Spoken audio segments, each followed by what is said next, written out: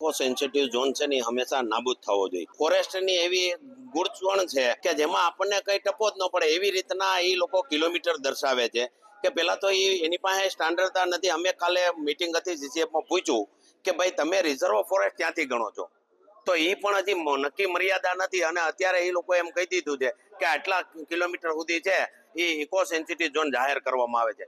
અમારે eco sensitive zone જોતો જ નથી. આજે 2012 ની અંદર હું તાલુકા કિસાન સંઘનો પ્રમુખ હતો. 2012 ની અંદર અમે ગીર જુનાગઢ ની અંદર આનો વિરોધ દર્શાવ્યો હતો અને સતત વિરોધ દર્શાવતા આવીએ છીએ. આમાં ખેડૂતોની જે લોકશાહી છે એ છીનવવાનો પ્રયત્ન થઈ રહ્યો છે. અત્યારે સુવર્ણ યુગ ઉજવવાની તૈયારી સરકાર કરી રહી છે, પણ મને એવું લાગે છે કે ગીરના લોકો છે એ છેલ્લા 50 વર્ષ જ છે એ લોકશાહીના ભોગવા છે. છેલ્લા 30 વર્ષથી આ તો ફોરેસ્ટ સામે હું ખુદ આંદોલન કરતો આવું છું.